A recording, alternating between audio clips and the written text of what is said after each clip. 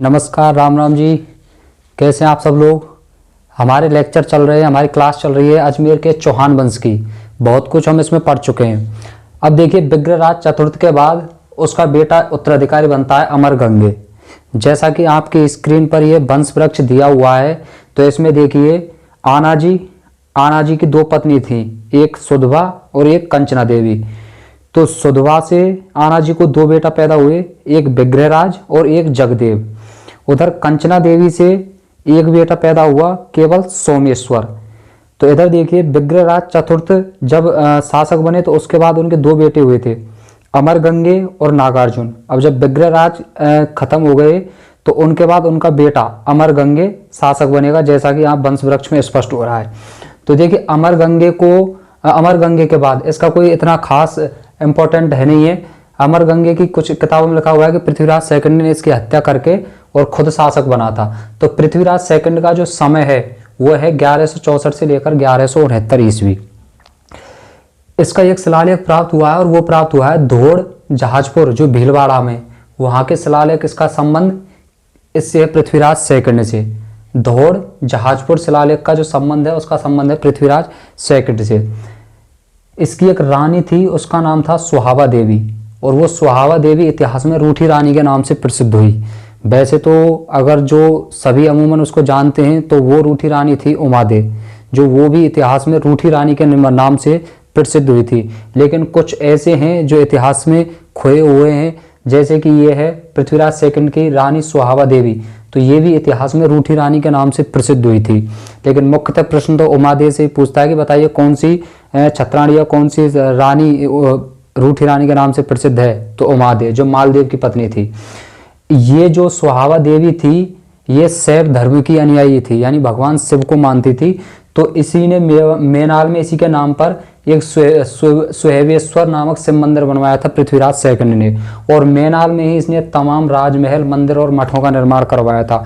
अभी कुछ दिन पहले एक एग्जाम हुआ था, 2-3 साल पहले, उसमें पूछा था कि मेनाल में राजमहल और मंदिरों का निर्माण किस चौहान शासक के द्वारा करवाया गया था। तो अमूमन ये ज़्यादातर बुक्स में मिलता नहीं है, लेकिन कहीं किसी में तो मिलता है, तभी तो मैं पढ़ा रहा हूँ आपको। तो उसका उत्तर हो जाएगा पृथ्वीराज सेकंड। इस पृथ्वीराज सेकंड के बाद ये निसंतान मृत्यु हो जाती है इसकी, ठीक है। तो इसके बाद जो अगला शासक है सोमेश्वर चौहान, और इनका शासन काल रहा था 1169 से लेकर 1177 तक। देखो, वंश वृक्ष से स्पष्ट हो रहा है। देखिए, पुनः देखिए, आनाजी का बेटा कौन हुआ। आनाजी के दो पत्नी थी, सुधवा और कंचना देवी। अब देखिए, इसमें जो कंचना देवी है उससे पैदा हुआ था सोमेश्वर। दूसरी साइड देखिए, दूसरी साइड विग्रहराज चतुर्थ है, वो भी मारा जाता है। और उसके बाद ये विग्रहराज चतुर्थ भी मारा जाता है, अमरगंगे भी मारा जाता है, और पृथ्वीराज सेकंड भी मारा जाता है। तो ये सब मारे जाते हैं, और जगदेव भी मारा जाता है। बचता है तो केवल एक बचता है, विग्रहराज चतुर्थ का बेटा नागार्जुन। तो अब जब पृथ्वीराज के सेकंड की मृत्यु हुई तो उसके बाद अजमेर के सामंत सरदारों ने सोचा कि भाई अब शासक किसको बनाएं। तो आनाजी के जीवित पुत्रों में से केवल एक बचे हुए थे, और उनका नाम था सोमेश्वर चौहान।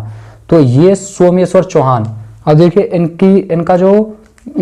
इनकी माता का नाम है कंचना देवी, और एक कंचना देवी कहाँ की थी, गुजरात की राजकुमारी।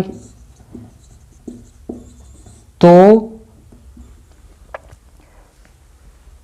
ये बचपन में ही, कंचना देवी बचपन में ही किसी बात के चलते यहां से अजमेर से निकल के और ये सोमेश्वर चौहान को ले गई गुजरात, और गुजरात में इसका सोमेश्वर का ननिहाल था और कंचना देवी का पीहर था। और उस समय यहाँ पे शासन था कुमारपाल का, और कुमारपाल इस नाते से इसका लगा मामा, सोमेश्वर का लगा मामा, और जयसिंह लगा इसका नाना। तो जयसिंह की तो उस समय मृत्यु हो गई, उस समय शासक था कुमारपाल। तो ये कंचना देवी अपने भाई के पास चली गई, कंचना देवी अपने भाई के पास लेके चली गई सोमेश्वर चौहान को। तो सोमेश्वर चौहान का जो लालन पालन है वहीं पर हुआ, गुजरात में ही, अनिल पाटन में ही। और इसका जो विवाह है वो भी वहीं से हुआ, गुजरात से ही इसने विवाह किया।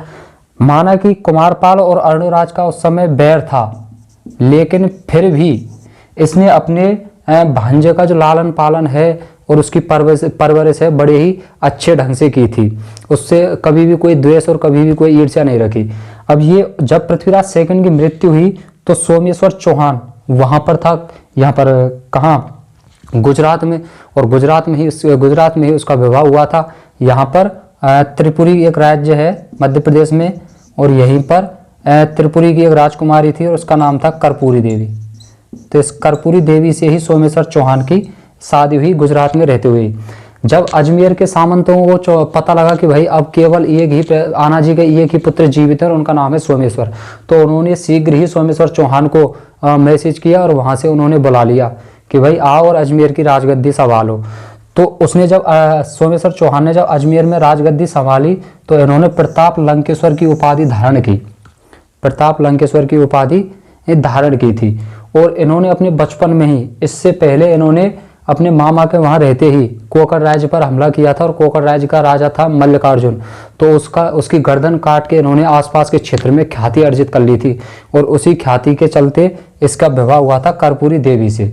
तो वहाँ से फिर अजमेर आते हैं, और अजमेर में जब गद्दी पे बैठते हैं तो प्रताप लंकेश्वर की उपाधि धारण करते हैं। और इनके समय की केवल यही घटनाएं उल्लेखनीय हैं, और इनका शासनकाल होता है 1169 से लेकर 1177 ईस्वी।